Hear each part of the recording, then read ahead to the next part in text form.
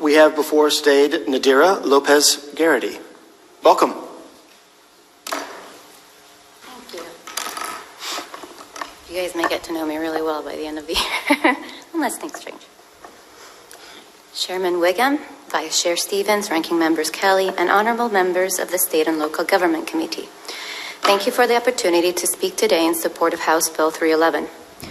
My name is Nadera Lopez-Garrity, and as a concerned citizen with a journalistic background that has a passion for unbiased research and reporting of the facts, which by its very nature affords me the opportunity to continuously learn and grow as I am better able to make the best decisions for myself, my family, and my community at large. Understanding that everything we do is intrinsically connected and as such impacts everyone collectively. I would like to take this opportunity to share why I support SB 311. I wholeheartedly believe that everyone is essential and that ensuring the overall well-being of every life matters, which is why I think it is prudent and behooves us to support common sense policies and legislations that takes everyone's well-being into consideration to the best of our abilities without sacrificing any one individual. I certainly do not have all the answers, but I think it's prudent to share with you the Great Barrington Declaration that I noted in my proponent testimony for HB 618 yesterday, as both legislations address the same concerns and dire needs for the checks and balances that our constitutional federal republic prides itself in upholding. It has been woefully disregarded throughout these past 9 months. Almost a year of orders being made by a select few that have adversely impacted the lives of millions of Ohioans. We need to do better. We must do better, and we can do better. We all deserve it without undermining the life or livelihood of any one individual. The Great Barrington Declaration was initiated and signed by more than 3,200 infectious disease epidemiologists and public health scientists, nearly 4,800 medical practitioners, and over 73,100 experts who have grave concerns about the damaging physical and mental health impacts of the prevailing COVID-19 policies, such as what we have been experiencing in Ohio, impacts that have given rise to the need for this legislation.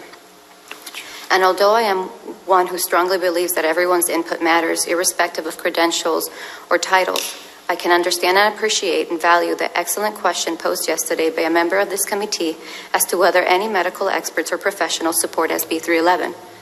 The answer was eloquently confirmed by one of the sponsors of this proposed legislation, and I was not only pleased to see several experts co-sponsor SB 311, but also notice other professionals within the medical and scientific field submit testimony in support. I personally know several such experts, including doctors, epidemiologists, nurses, scientists, biomedical engineers, and pharmacists who support SB 311 and voice their concerns based on their expertise, knowledge, and experiences. In my humble opinion, the Great Barrington Declaration, signed by thousands of experts across the globe on October 4, 2020, also proves why we need SB 311 and even offers focused approaches that could facilitate better policy-making decisions in the future. So without further ado, here's an excerpt of what those experts declared. Quote, as infectious disease epidemiologists and public health scientists, we have grave concerns about the damaging physical and mental health impacts of the prevailing COVID-19 policies and recommend an approach we call focused protection. Coming from both the left and right and around the world, we have devoted our careers to protecting people. Current lockdown policies are producing devastating effects on short and long-term public health. The results, to name a few, include worsening cardiovascular disease outcomes, fewer cancer and screenings, and deteriorating mental health, leading to greater excess mortality in years to come, with the working class and younger members of society carrying the heaviest burden. Keeping students out of school is a grave injustice. Keeping these measures in place until a vaccine is available will cause irreparable damage, with the underprivileged and disproportionately harmed. Fortunately, our understanding of the virus is growing. We know that vulnerability to death from COVID-19 is more than 1,000-fold higher in the old and infirm than the young. Indeed, for children, COVID-19 is less dangerous than many other harms, including influenza. As immunity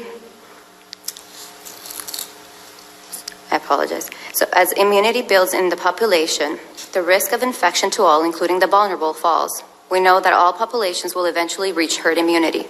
Example, the point at which the rate of new infections is stable, and that is not dependent upon a vaccine. Our goal should be, therefore, to minimize mortality and social harm until we reach herd immunity.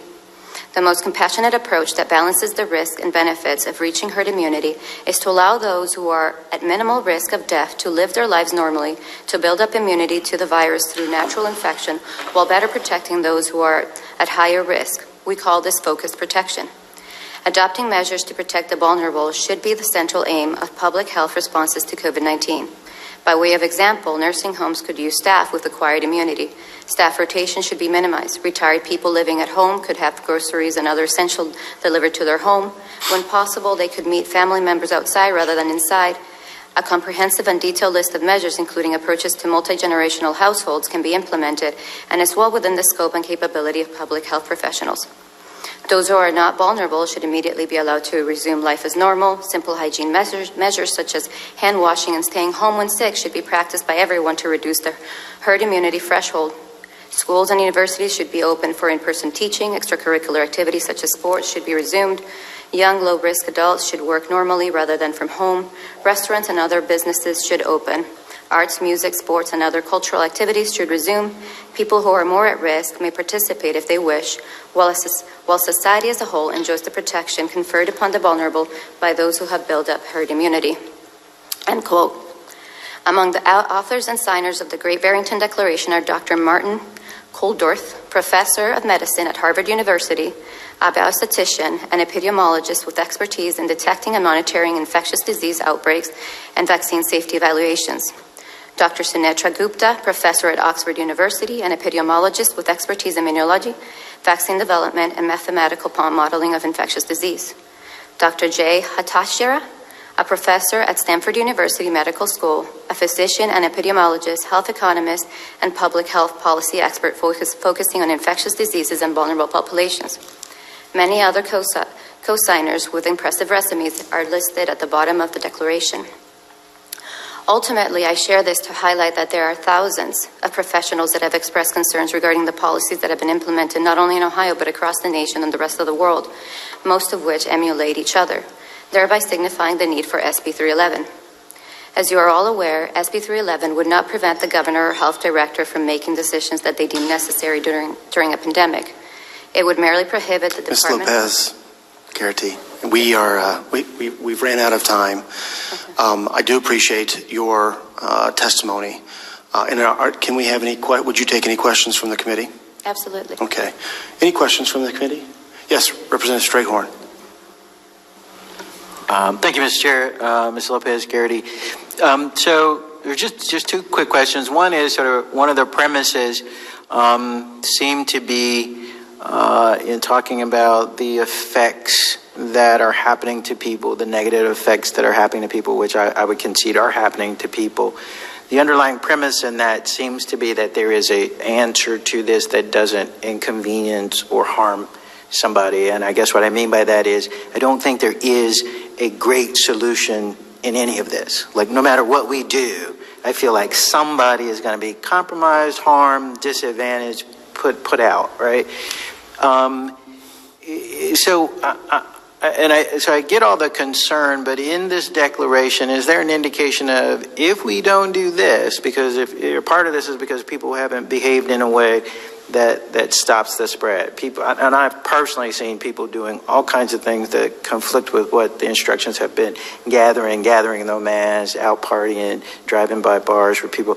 So if you can't get that under control, if you can't, free will being what it is, if I can't get people to adhere to that standard that would stop the spread, and there is probably no solution that doesn't inconvenience or disadvantage somebody, or at least I haven't seen one yet, what are they saying in the declaration that, well, if we're not going to do this, how do we get this under control? Well, what I just read to you clearly states how you can get this under control. You have everybody, this is a virus that has been proven to have been in Ohio since November 12th at the very least. So this is not something that just came to be in March.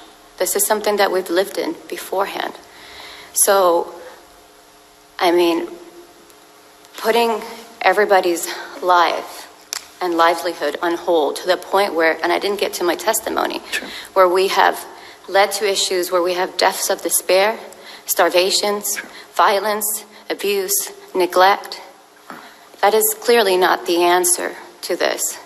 And that's why in support of this legislation that would attempt to hone back on those powers so we can better balance these policy-making decisions that take into consideration everybody's lives is prudent upon us to take heed. And I don't know if that answers your question. A little bit. I'll do a follow-up. So follow-up, Mr. Chair? Follow up, please. And so in that sense, so I remember one of the things was that as the possible response to this is allow the development of herd immunity, which is people who are at less risk of dying, that we somehow allow that to happen. And so my concern with that is, what I've heard is, yeah, you can survive this, but in some of those cases, you may be your health may be permanently impacted by that. And so I'm not sure that I'm completely see that as a great alternative to trying to keep people from getting in the first place. And so, and I get the frustration. Look, I'm not saying that that's not valid. I'm not saying that these other things aren't happening. I just don't see a solution in this anywhere where some, you can give this group something, they'll be happy, you can give that group something happy, and then this goes away. I think somebody's going to be harmed no matter what the decision is. And so we're grappling with what makes the best sense from a healthcare standard to try to limit this from happening. And so I don't know that there aren't some other things we should be doing to address the things that you're talking about. I do get a little concerned about compromise the ability of healthcare professionals and people who were elected, whether I like what they do all the time or not, they were elected. And if people don't like what they've done in the governor's office, they're free to not elect them again. But I do have some concerns about trying to micromanage that effort in the middle of an emergency. There's a movie where there's a line where the guy says, you can do this, you can do that, but the one thing we don't want to do is share command. That never works out. And so I do have some concerns about that, but I don't want to appear to be dismissive of what you've said. I get that. I just don't know what the answer is. And I don't know that I saw it in some of the things that are proposed, because those things have detrimental effects as well. So I'm just still grappling with, how do you get through this and nobody's disadvantaged? I just don't see a path to that. Through the chair, Representative Trejan, if I may. Sure. As I mentioned, this is something that's been with us for a while now. And individuals, it is well known at this point that individuals who contract the virus have a greater than 99% survivability rate. And those who are the most vulnerable have a 98% survivability rate. And at the end of the day, when it comes to everybody's life, to have it to the point where individuals' livelihoods, lives themselves, and such are compromised is clearly not the answer. At this point, this is not the answer. So what I feel 311 does is allows the capability to hone in on some of those powers that the Director of Health has and put it towards the Assembly, whereby we can come and make a better decision as to how to deal with all of this in a way that we take everybody into consideration. And I mean, as somebody who's also myself, consider I have health issues, consider immunocompromised, I cannot wear a mask for those reasons. I mentioned that yesterday. There are other answers and solutions, and living in fear. And I think one of the other things that should be concerning to all is the fact that we are basing all these decisions on numbers that are not supported by the facts. So, which is again why we need bills such as 624, which allows that transparency in data collecting and so forth. I myself have friends and family members who are doctors and nurses who are in the front lines treating COVID patients, and the things that I hear are very countering to what we are getting from the news. I mean, even the CDC's own report that came out in August claiming, there was 157 deaths and admitting that 6% of those were actually attributed to COVID. The state board sending out an email, which I actually presented on June 2nd, whereby they were instructing doctors to assume cases of COVID when they weren't really caused by COVID and so forth. There's a lot of different discrepancies. There's a lot of different issues that we really need to get to the bottom with. And at the end of the day, we need transparency in data and reporting, and we need legislation that will take everybody's voices into consideration so that we can make better decisions that benefit us all. Again, I come from Venezuela. I mentioned that yesterday. It is a country whereby we have lost all of our constitutional rights. And I do not wish that upon anybody. And we enter a very slippery slope when we let one individual make decisions for everybody else. And that's why, again, I urge you to please vote yes on SB311. All right. Thank you, Mr. Chair. My pleasure. Thank you. Thank you, Ms. Lopez-Garrity. Thank you. Thank you. Representative Swearingen. Thank you, Mr. Chairman. Thank you for your testimony. My question kind of follows up with Representative Strayhorn because I agree with him. These are tough decisions that need to be made. They need to be made holistically and not in a vacuum, considering financial, economic, mental health, emotional, spiritual, physical, all of the things that we consider when we pass policy in Ohio. Do you think the process we're going through right now when it comes to COVID considers all of those things? Absolutely not, which is why you see lives that are being adversely affected. Sorry for the share, and Representative Swearingen. Okay. When it comes to government making policy, how is that prescribed in our U.S. Constitution, our state constitution? Even when those policies are tough, what's the basic process? Through the chair, Representative Swearingen. Well, 311 actually will allow that process to occur right now by procuring our checks or balances are actually being met and upheld through the General Assembly. Do you, follow-up question? Follow up, please. Do you feel like through 311, the citizens of Ohio would be given a better voice in this process, even though 311 could come to outcomes that you may not agree with, but do you at least think that process gives the citizens of Ohio a better voice in the way that our government system is established? Through the chair, Representative Swearingen. Again, yes, I do feel that is the case.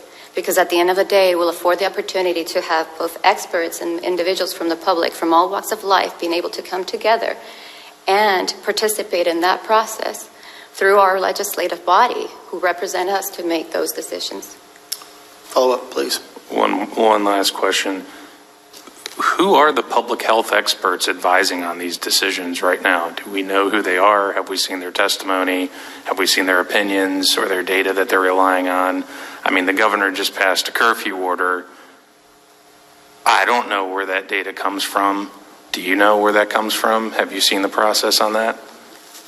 The process of where the data comes from, as far as I know, they haven't revealed how that data comes from, which that's why it begs the question and why, again, we need legislation like 624, whereby we can actually get the evidence as to how we're coming up with these numbers. And Senator Rogner yesterday did an excellent visual representation of the data that we have going on right now and actually how the hospital numbers and everything has actually gone down.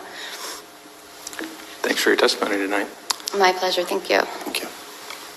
Any more questions? I'd just like to maybe reiterate or say that, you talked about some other epidemiologists, highly esteemed virologists, and some of the comments that they made.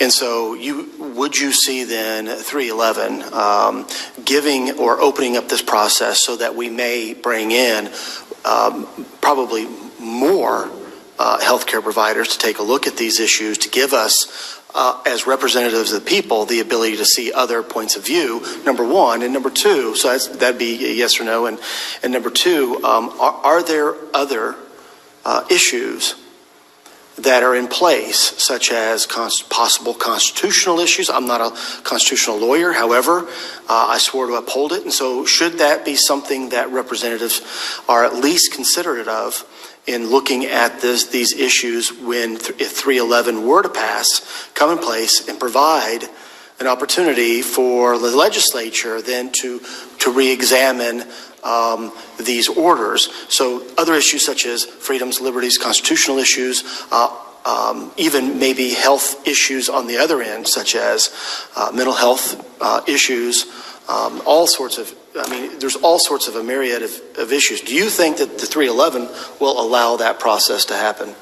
Chairman Wiggin, I absolutely believe, feel, and hope that that would be the case. And that's why I felt compelled to share what I did. Representative Russo. Thank you, Mr. Chairman. Thank you for being here. And I don't mean to put you on the spot here, but is your background in epidemiology, or are you an attorney? And I ask you this because the chairman has asked you some questions that, frankly, I don't feel that you are qualified to answer. Are you qualified in those areas? Do you have training in virology, epidemiology, infectious diseases? Do you have a law degree? Through the chair, Representative Russo, thank you for the question. As I said, at the end of the day, I don't think we need to undermine anybody's capability based on their credentials or the labels. But I do have a background in journalism, political science. With that comes my passion in researching and reporting the facts. And I have a capability and the intellect to be able to read and decipher science, to be able to understand the issues that concern me, myself, my family, and at large, the community at large. Because again, that is something that I am very passionate about, considering my background. So I'm not an epidemiologist. I'm not a doctor. I actually resort to many of them, and part of my research actually comes from talking to those individuals, both the doctors that have been on the front line with COVID, nurses and such that have taken care of COVID patients, and other patients who have committed suicide as a result of all these issues. And again, I extensively read the science. Thank you, and I appreciate you saying that. And actually, I want to be clear, I'm not putting you down for that, because I think you absolutely come in here, testify, provide your opinion. That is a wonderful thing for the public to do. But I would please ask that the chairman not ask our witnesses to speculate on things that they are not qualified to answer, such as what are the public health experts that are advising the governor are coming in and advising on these orders, because the fact is the public can't answer that question, and that's an unfair question for you as the chairman to ask our witness. Well, Representative Russo, I will say this, that question was asked actually about what are the experts that are giving and advising the governor now, which we don't know. Well, Mr. Chairman, please ask the I would say one other governor thing, question. Representative Russo, we had a couple of quotes from top-tier epidemiologists that you had read off, and I didn't ask you to give me any idea of your opinion of epidemiology or virology or family practice. I just said, did you think that this process in 311 will allow this process to be opened up so that we may have more input from different perspectives and from different... Mr. Chairman, if that is your concern, perhaps you can extend the time that this bill is being heard so that when we have opponent testimony, you don't schedule it at 8 o'clock in the morning, where we have medical professionals and people who are actually expert in this subject who cannot physically come into this building because we are in the middle of a pandemic, which you don't seem to believe. So don't ask our witnesses who are lay people to comment on... Well, I'm just saying that that's not what this chairman asked. I didn't ask her to give me her opinion on epidemiology and virology. I said that this process will allow for that to happen. Representative Swearingen. This isn't a medical bill. This is a bill of constitutional process. Swearingen, speak through the chair, please. And this is an average citizen of Ohio who doesn't know how the decisions are being made. That was the point of the question. It wasn't to reach any medical conclusion. This is someone who came in to testify and doesn't know how decisions are being made by the executive branch right now. Is that correct?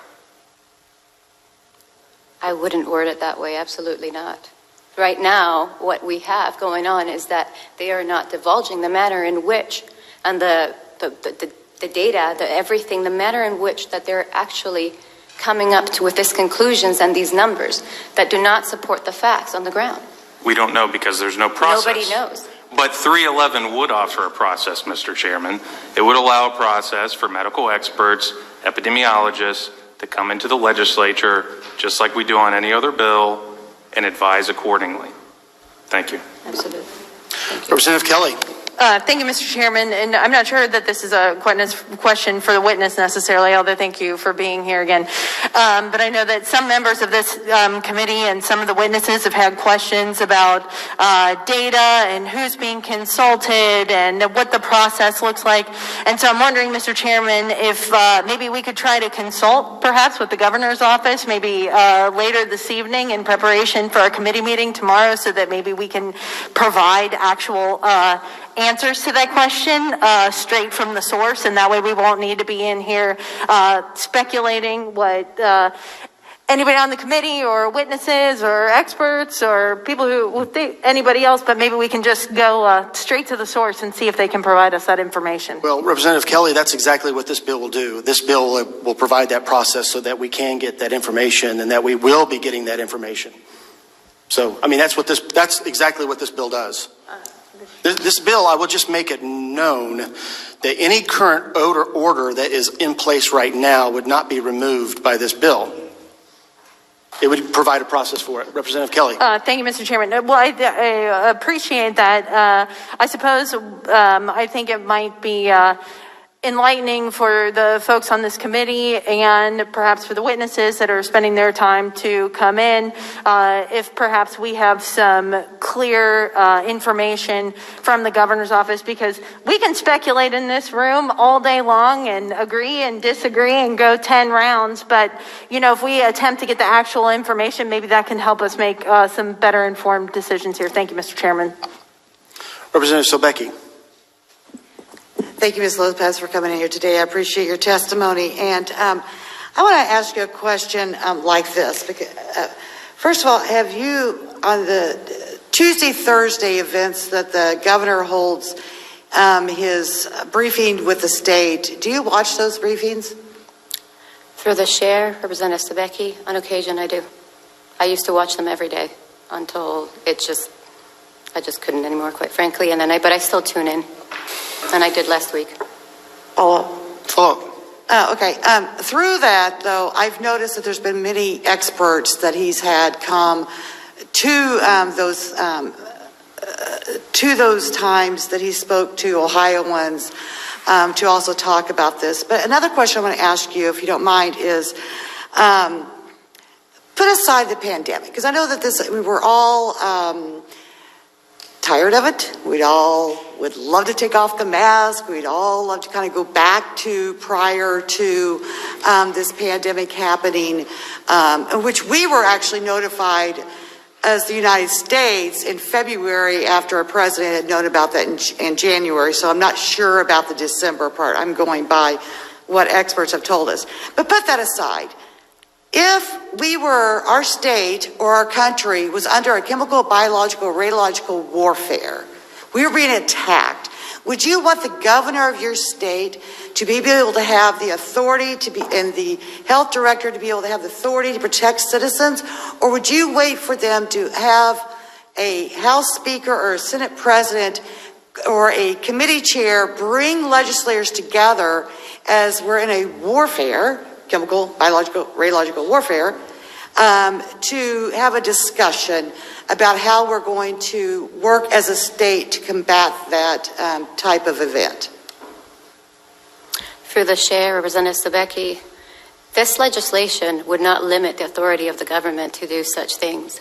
It's going to be able to clarify the definition of isolation and certain aspects when it comes to the pandemics in general, and closures. Follow-up. So you didn't answer my question. My question, I'll restate it again, though, is in the event that, put the pandemic aside, that the event that we were having, chemical, biological, radiological warfare happening on the state of Ohio, would you want to wait for a body to gather to give the authorization for the governor to be able to react? It's simple yes or no answer. Through the chair, Representative Sobecki, I feel like I answered that question. Right now, what we're dealing with is a piece of a code that has given somebody the power to act unreasonably in a way that it impacts everybody's life adversely. Follow up, one more question. Follow up. Do you know why this code was changed and when it was most recently changed? And Yes, I'm sorry, through the chair, Representative Sobecki. Yes, and Senator Rogner did an excellent job of going through that history yesterday through her testimony. follow up, I'm sorry. Follow up. Try to be the last question. Well, the reason it was because 9/11. And because there was a threat at the time that we were thinking, this country was thinking that we were going to be attacked through different measures. That's why it was changed. Now, because we're in a pandemic and people don't like what's happening, and they don't like the orders that the governor and the health director has been given the power to do, now they're upset. Now we're here to change that. So the reason I was asking those previous questions, though, is if you wait for, in my opinion, more of a comment, probably more than a question, is that if we wait for that to happen, we may not have time to react. Thank you. To the witness, the governor in this bill, is it your opinion the governor still has powers and authorities to react? This bill gives a process for the state legislature to look at those reactions and comment upon those and bring other expertise in. Chairman Wiggum, yes, this bill would enable that. Okay. Representative Strayhorn. Thank you, Mr. Chair. This is more of a comment than a question, but the witness can feel free to react to it. I've heard a couple of times it said that this bill doesn't interfere with the administration's ability to address the pandemic, but I am looking at the synopsis, and it says this bill allows the General Assembly to adopt a concurrent resolution to rescind certain Ohio Department of Health orders or rules for preventing the spread of contagious infectious diseases. So I just want to put that on the record. I don't know if this is a war of semantics, and we're talking about not interfering with the governor's ability to do it, but not necessarily talking about ODH. I've just heard that comment, and this does indicate to me that we would be in the space of, if we don't like what the Department of Health does, then we're going to interfere potentially with what those efforts are. And again, that has been the concern the whole time, is that you have medical professionals who are charged with this work, and in the middle of an emergency and a pandemic, we're going to find ourselves just fighting with each other over what the right solutions are. That just strikes me as a bad approach. For the chair, Representative Strayhorn. And again, you know, obviously this has not been the right solution, and we see it. Again, I'm not going to reiterate what I've said, but at the end of the day, is it too hard to comprehend and wrap our minds around the fact of keeping in mind every single individuals throughout this processes, businesses, their livelihoods, children, the elderly, everybody, the most vulnerable. That's all myself as a citizen is asking. Let's give our General Assembly the capability to represent all of our voices, including that of the experts and the professionals, so we may make that better decisions. And if I may, Representative Kelly had mentioned the possibility of meeting with the governor or other individuals to get to the bottom of that data. That would be tremendous, and it would be actually tremendous, and again, this would allow it, and other bills would allow it. It would be tremendous if it's provided to the public. And I don't know if you're aware, but there is right now a lawsuit, you probably are aware, against the governor, and I am not a plaintiff in the lawsuit, but I am aware that they are inhibiting the process of disclosure. So that, to me, raises flags as well, once again. Why? Why are we inhibiting this process that would allow us to have the transparency to see as to how these decisions and why these decisions are being made the way in which they are, especially considering that it impacts millions of lives?